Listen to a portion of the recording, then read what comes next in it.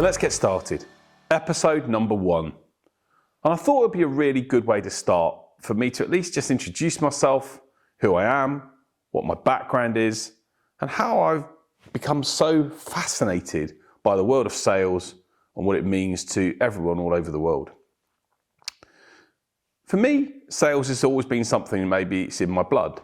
I was quite lucky. My background, I was born in South Wales, but my parents moved to the sunny areas of Weston-super-Mare in the UK, if you know it. It's where I grew up. My dad was in sales, and he was a sales manager for an organisation called Chubb Alarms. And he used to go all around the country, but mainly in the southwest and Wales, selling security systems to big people in big people's houses, to companies. And if you ever see something with Chubb on it, whenever I see Chubb, it always makes me think about my dad. And he was in sales, he loved it. He's always been people used to say he had the gift of the gab and was a talker. And I remember him taking me on his stand when he used to do exhibitions and shows, and I'd go on his stand and try and talk to people that came to the stand. And that was probably when I was about 6 or 7. And it just got me fascinated with sales and the whole element around it. I remember my dad having a tape series from 2 people, one called Earl Nightingale and the other from a guy called Jim Rohn. And Jim Rohn, if you may know, is one of the world's leading business gurus. I think Tony Robbins learnt from Jim Rohn. His concepts and his content is incredible. And I remember listening to some of these tapes sometimes in the car and talking about mindset and how sales is this thing that's, this incredible thing where you can have a great life. And it got me intrigued by it. And so sales probably was maybe a natural calling for me, but it didn't maybe always became obvious as to how long I'd focus on sales and make it the career that I have right now. But I started my first sales job when I was 11 years old. So I worked on a market stall in Weston-super-Mare near the rugby club. And 5:30 every Sunday morning until 6 o'clock every Sunday evening, I would wake up and go down and set the market up. There was a guy called Chris that had a market stall brought down from Birmingham. And I basically set the stall up and basically then proceeded throughout the course of the day, come wind or shine, whether it's windy or sunny, we were there selling shoes on a market stall. And I still look back with really fond memories at those times. I learned lots of different elements around what to do and what not to do when it comes to sales and selling. But that was my first ever sales job. And for literally, I think it was 5 or 6 years, I basically pretty much every Sunday, when we were on holidays, I worked. And I guess one of the things that really taught me was that, sales is, if you're going to do something and achieve success, you've got to put the effort in. And unfortunately, maybe you won't get many kids at 11 years old doing sales jobs on market stalls. But my mum and dad felt it was important for us to earn some money. And I think I can't remember how much I earned. I think it might have been £20 for the day. I can't remember. It wasn't a huge amount, but we'd earn, it might even be £10, but we'd earn that money and we'd have money in our pocket to then use for the things that we wanted to. And, we were lucky as kids. We weren't from a wealthy background, but my mum and dad gave us everything they could do, me and my 2 sisters. And we really had, they gave us good disciplines and good ethics and good ways to focus. And I think that family support and stability has made me certainly into the person that I am sort of today.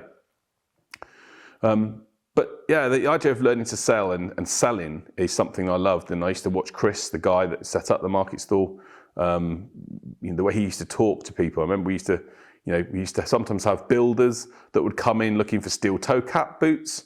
We'd have, grannies looking for slippers. And the whole thing that he taught me was just that everyone is slightly different.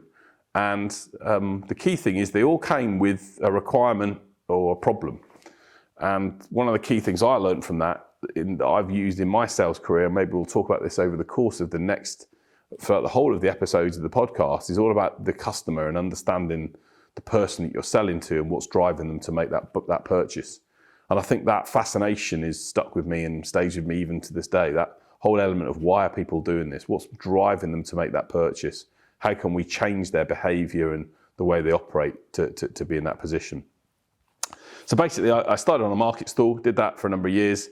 And as I grew a bit older and just before I went to university, I then went into the famous element of sales, which was double glazing sales. And I can assure you, actually before that, I did the hardest sales job ever in the world. And I ask people this question sometimes when I do presentations. I say to people, what do you think is the hardest sales job in the world? And everyone says, oh, insurance or double glazing. And I've done double glazing, I'll talk about that in a moment. But actually, I did the hardest sales job in the world because I'm not quite sure why or what happened, but for a few years, my dad, maybe he was going through maybe a bit of a midlife crisis, I don't know. He became a Jehovah's Witness. And I basically followed him into becoming a Jehovah's Witness. So for about 3-4 years, maybe. And it nearly broke our family up, actually, because my mum and my 2 sisters weren't, but me and my dad were Jehovah's Witnesses for probably, we're talking about late 80s, early 90s. And the hardest sales job in the world is I knocked on a door. So if you know Jehovah's Witnesses, they used to knock on doors with copies of the Watchtower and the Awake. And I remember, and if you know about Jehovah's Witnesses as well, they don't celebrate Christmas. So, which is weird because they actually say, when I remember being it, they say it's the same as every other day. So I used to say, well, why can't today just be that day? But anyway, I remember knocking on doors on Christmas morning. And I remember this lady, I'd gone with my dad to knock on doors to sell copies of the Awake and the Watchtower. And this lady sort of looked at me and she could there was the frustration and annoyance of, why are you guys here on a Christmas morning and you're stopping me and my family enjoying stuff. But I also remember the look she gave me. It was that look of, why aren't you at home opening presents, young man, rather than trying to sell a copy of the Watchtower and the Awake? So she actually bought a copy. Probably that was one of my other best sales. She actually bought a copy of it because I think she felt sorry for me. She really just did feel sorry for me, and it was Christmas. So basically, I sold a copy of the Watchtower and the Awake on Christmas Day. And I don't think Jehovah's Witnesses would do that now. They stand on lots of outside train stations or bus stations now. But the days when they used to knock on doors, I think that's one of the toughest sales jobs ever. So I'm interested. Let me know in the comments actually if you've done a harder sales job than that. If you have, let me know. I'd love to know what it is because there's lots of tough jobs there for sure. But that was one of my tough ones. But then I went into double glazing sales when I was 17, and I did that for probably about 6 months. And I learned a lot from double glazing sales as well. The thing I should say about the Jehovah's Witness selling is one thing it taught me, and maybe we'll explore this again in other episodes, is there's a time and a place to sell, and that wasn't it. And I remember thinking, as we've come away from that, I remember thinking, wow, we've disturbed that lady, and she's doing stuff with her family, and I sort of felt like she was pissed off with us, but she felt sorry for us, and it made me think actually there's a time and place to sell. So I basically learned that there are times to do it and not to do it. But moving on to double glazing sales when I was 17. So again, as you can imagine, we started literally back those times. I'm talking again, probably sort of early 90s, probably late 80s, early 90s. We literally had a copy of the phone book. And if you remember those times, the phone book was, you probably can't see this now, but I'm putting my hands together to show a thick book. And we started with a copy of the sales book, the phone book. And, we would work through the A's and then the B's and then the C's. And literally we would ring numbers and try and sell these people double glazing. And, I guess that also taught me a really interesting sales lesson because it taught me that that's such a crap way to go about selling. Basically, if we did get through to someone, and a lot of times it rang out, you got the most common typical objections. I'm just making my dinner, or my kids are in sleep, or I'm just heading out. So the common objections, and we weren't given any sales training properly. We had a guy, I can't remember his name actually, but there was a guy in the office who sort of told us what to say and how to do it, and that was it. We were there to make the phone calls, and we were expected to at least try and make at least 200 calls a day, and we would look to try and get from that some appointments that we could then get for one of our fitters or people that, if you like, the proper salespeople. We were the shitty in the corner salespeople on the phone, but the proper salespeople to go out and basically do the sale face to face with the client. And if we could get an appointment, that was cheered. Everyone was happy. But so much of the time, people were absolutely, like, stop disturbing me, and who are you, and why are you calling me? And that classic cold call sales approach. And again, I'll maybe talk about calling people cold in another episode, because there's a lot of questions as to whether it works or not. And I think cold calling is dead. Here's my big prophecy for this episode. Cold calling is dead, but targeted calling, or targeted new calling, is very much alive. But what it taught us was, by going through the A to Z, we just literally had to speak to people. And sometimes you'd get old ladies that couldn't hear you, or old gentlemen that couldn't hear you, or there was just, it was an interesting period. But it was tough. I remember having lots of people swear down the phone at me, promise that they were going to come to our offices and literally rip the phone out of my hand. Some really interesting responses that we got. And again, that's one of the other things that I learned, that in sales, you have to accept that it isn't personal. They weren't angry at me per se, they were angry at the company for making the calls in that way. So that's it. I went into double glazing sales, and then I went off to university and had a really great 4 years. I worked, I was at university in Plymouth. Some of the friends, I'm very proud to say, some of the friends I generated and met from school and from university, I'm still with today. And I then, once I finished my degree, joined an IT company and spent probably the next 7 years having an incredible experience doing product sales. It was actually a sort of product specialist sales role for a company called 3Com. And 3Com used to make computer networking equipment. So the best way I used to describe it to people was that when you connect your computer in the olden days into an office, it had to be plugged in to you'd have, let's say, 10 desks. They would all plug together to connect to the internet. And that used to connect to another device called a switch. And by the way, I am not technical. I'll share a story about how I absolutely got ripped apart by a number of clients in that space. But we were part of the product specialist for a team selling these computer switches. And I was lucky. 3Com was an incredible experience for me. I was lucky enough to travel around the world, presenting on these switches to lots of locations, Japan, China, Singapore, Thailand, America, all over Europe, Africa. Strangest place ever, maybe I'll do that in another episode, is going to the Ivory Coast, to Abidjan, to do a proposal and do a presentation on these devices. But I got into selling at 3Com, and loved that, and worked with some of the big, some of the sales teams on some of the big enterprise deals, some of the really complicated deals that were worth lots and lots of money and lots of commission to some of these salespeople. And also came across some really, really interesting people that again shaped my sales career, and some of the things they did. Some of the people were some quite hard and nasty people, probably it's the best way to describe it. I won't say his name because I don't want it to be on the podcast, but there was one VP of sales who was incredibly tough and harsh on people at 3Com, but taught a lot of people a lot of good things. And but I left 3Com after 7 years and went to join a company called Allied Teleson, or Telesys as it was called, and who were a Japanese-American company who made some similar sort of devices anyway. And I came and did a sort of sales and marketing role with those guys for probably, I think it was around 3-4 years. But long story short, I went for a major life crisis change then. So anyone that knows me maybe doesn't know, but I got married to a lady that I'd been with for 7 years, and then left after 7 weeks. So my marriage lasted 7 weeks, which was an interesting time. And again, in my life, once I'd left Allied Teleson, I then decided to, whilst I was having that issue with my marriage, and I decided I was going to leave Allied Teleson, and because I'd had this idea for a piece of software that I wanted to create. And it was all around the idea of, I had this concept called, if you've got customer information, why don't people communicate with them more?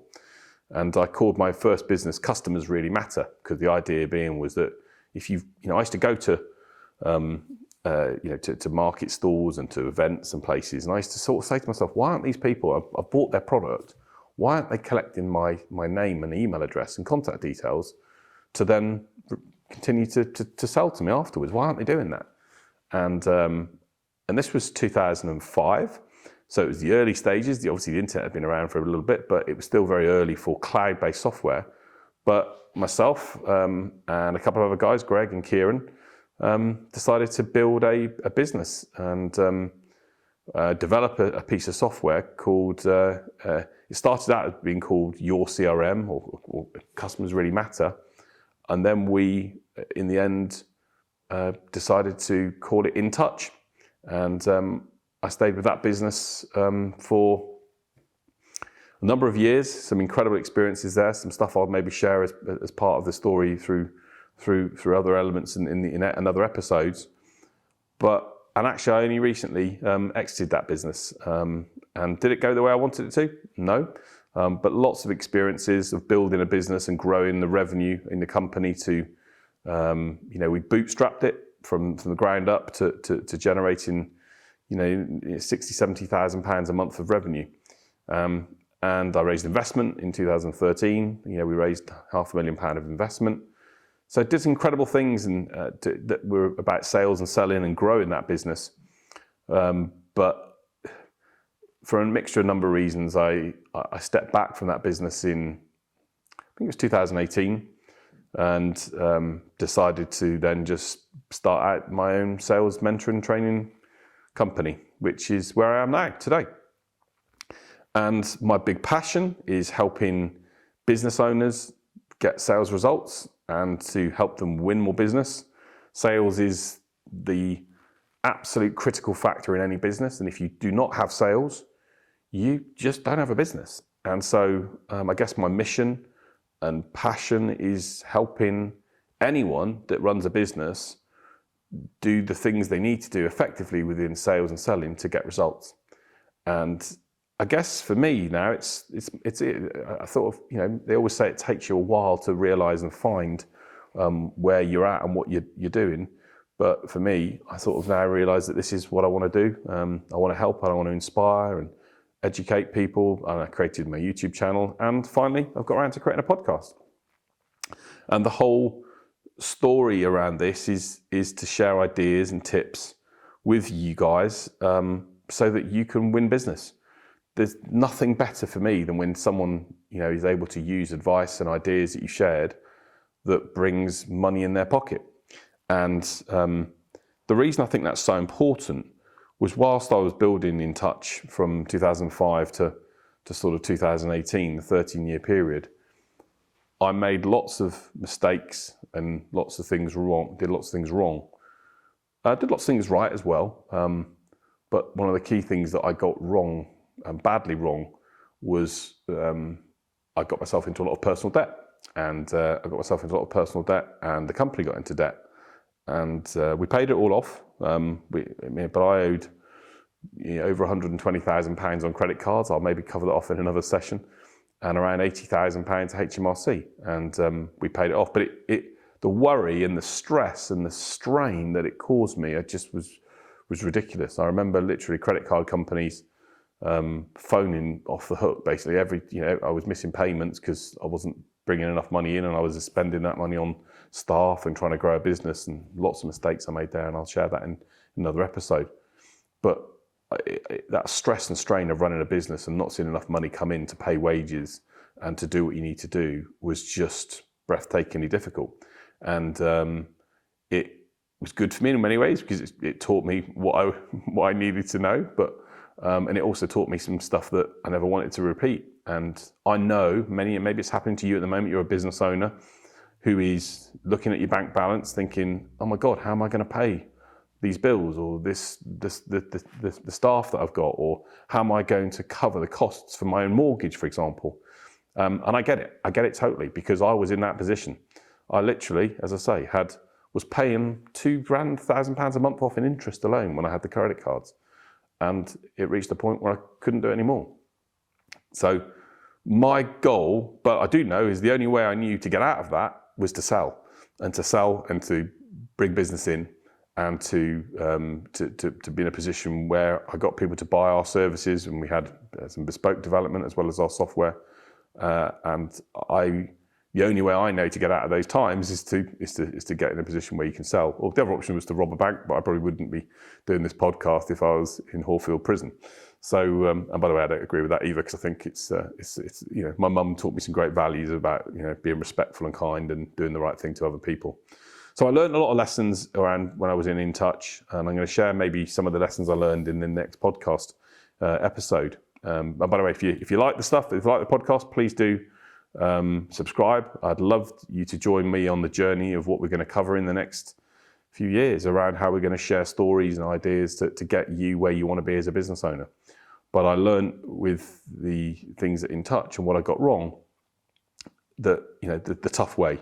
And I guess my big mission now and passion is to avoid this happening for you and to help you as a business owner get the success that you want, and to avoid those moments when you look at the bank and think, oh my God, I don't know how I'm going to pay this, and you've got people ringing you for money, and just that whole feeling of feeling crap when money's not there. And it happens because ultimately you haven't sold enough, or you haven't sold for the right price, or you have basically spent too much money.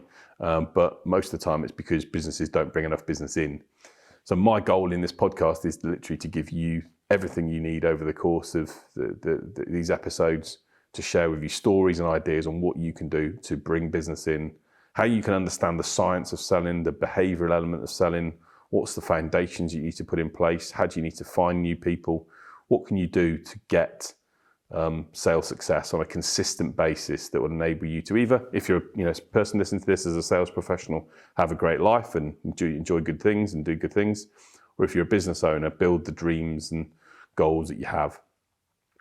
So that's what I'm going to do. I'm also going to share at the end of every podcast, I'm going to share a couple of inspirational stories from people who I think are incredible, people who I think are literally absolutely amazing at what they do and how they do it. And I'm going to share some of those stories to basically enable you to get inspired, because I think sales is about being inspired. It's about helping and inspiring others. And I'm going to share a story at the end of this episode about someone who I know who's just done an incredibly inspirational thing. And I'm going to, he's just completed it actually, and I'm going to use that as an inspiration, because I'm a big believer that if you want to know how to progress and develop and grow, taking inspiration from others, and hopefully this podcast can inspire you, but is the best way to do that. So yeah, so that's what we're going to do. That's enough about me rambling on. I've probably talked for a little bit too long in this episode, but my goal, as I say now, is I have a YouTube channel, I have content, I have resources. Me and my team, and we've built in a team called the Small Business Sales Academy, which is where I now spend my time, as well as being involved in a couple of other companies and helping them. But my focus on this podcast is to help you win business, learn techniques, learn how to sell, deal with the issues and challenges that sales brings up. Because when I speak to people about sales and talking about it at events, most people don't really like it. And many people don't like it because the reputation of sales is not great, because I think so many people do it badly. So my message and mission is to make sure that people all over the world can learn to sell in the effective way and deliver results for the other person that I call transform and tribe. So, rather than being in a position where we sell something and then, make money, but don't give the customer what they want, I want to help people transform the lives of the people they're selling to and build a tribe of customers, build people that follow them because they love the work they do so much. And that's my passion and mission. That's what I'm going to be doing. So look, that's it in terms of what this podcast is going to be about. That's the bit about me and who I am. You can check out some details on my website at www.jameswhite.business, or you can head over to our Small Business Sales Academy website, which is www.thesbsa.com. Or if you can search for me, James White Sales, on any social media, I'm there. And I'm very there. I'm authentic. I'm open to answering questions. I'll support and help people in any way I can. Because I believe life's better when you give and support other people and help them achieve what they want to. And that's what I'm going to do in this podcast series. So yeah, stick with me for the ride. It's going to be fun. We're going to share some good stuff. We're going to bring some guests on. We're going to do some fun things and talk about some stuff that's critical when it comes to sales and selling. But that's pretty much episode 1 done. But I wanted just to use, as I say, each episode to share an inspirational story. And the story I'm going to share today, and have a little look, is a guy called Matt Garman. So Matt's a guy I know who runs he runs a sales business. But Matt and two of his friends have just finished rowing the Atlantic. And they set off on the 12th of December from Gran Canaria, the Canary Islands, and literally on the 31st of January, I think it was, or it might have been the 1st of February, they rowed 3,500 miles to Antigua. So I'm going to use that as a dedicated. Have a little look at search for. They're called Ocean Dad Venture. Have a little look at if you want to search for them. Incredible, I think, what they're doing, on what they're doing, what they did to do that. To row pretty much. I think they had to row on 2 hours on and 2 hours off every day for 47 days. It's just ridiculous. So that's my inspirational story. If Matt, and he's a lovely, humble guy, can do it, then we can. Hopefully, it will inspire you to do whatever you need to do in your world to get the things that you want and achieve success and make great things happen. So that's the inspirational story for this time around. Matt Garman, have a look at it. Him and two of his colleagues have just rowed the Atlantic, and I think achievements like that deserve celebrating. And that's why on every episode, I'm going to celebrate some success stories and some achievements from people that you might not have heard about, but who've done incredible things. So there we go. That's episode 1 done.